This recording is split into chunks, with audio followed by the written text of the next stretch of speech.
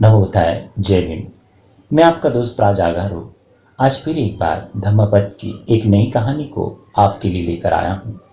सोरैया स्थविर की कथा। लेकिन इस कहानी की शुरुआत करूँ इससे पहले आप इस चैनल को लाइक कीजिए, सब्सक्राइब कीजिए और हाँ, अपने दोस्तों को शेयर करना बिल्कुल भी ना भूले। तो सुनते हैं सोरैया स्थविर की कथा। चित्त से बढ़कर हितैषी मित्र नहीं। गाथा। न तं माता पिता कैरा अय्येवापि च यातका सम्मापणिः तं चित्तं सेयसुनता तो करी। अर्थात जितनी भलाई माता पिता या दूसरे भाई बंधु नहीं कर सकते, उससे अधिक भलाई सन्मार्ग पर लगा हुआ चित्त करता है। तो सुनते हैं सोरैया स्थविर की कथा।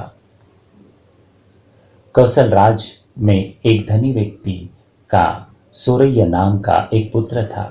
एक दिन वह घोड़ा गाड़ी पर बैठकर अपने मित्रों के साथ स्नान करने हेतु निकला।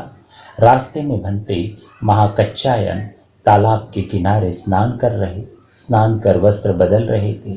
सोरैया ने उन्हें देखा। उनका गौर वर्ण देखकर वह मोहित हो गया और सोचने लगा, काश मेरी स्त्री का रंग भी स्थविर की भांति ही होता। मन में ऐसे बुरे विचार आते ही उसके अंदर लिंग परिवर्तन हो गया। वह अब पुरुष से स्त्री बन चुका था।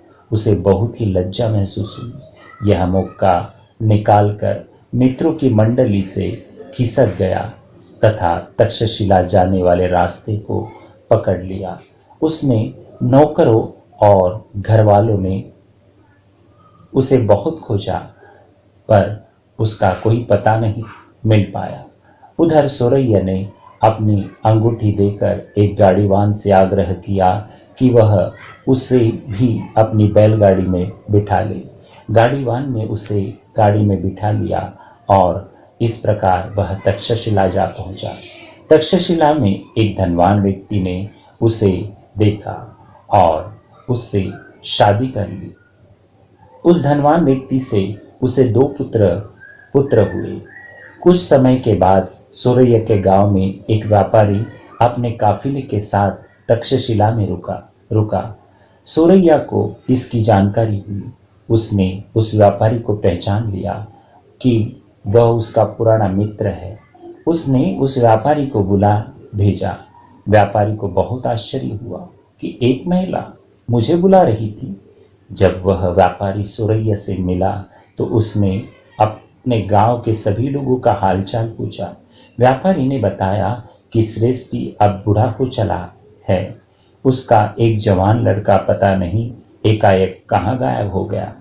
तब सोरैया ने रोते हुए अपनी पूरी कहानी सुनाई और अपने मित्र के से सलाह मांगी कि इस शाप और पाप से कैसे मुक्ति मिले।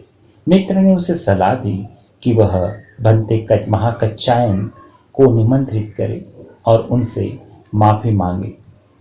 मित्र की सलाह पर उसने भंते को भोजन दान हेतु आमंत्रित किया और भोजनोपरांत उनके पैरों में गिरकर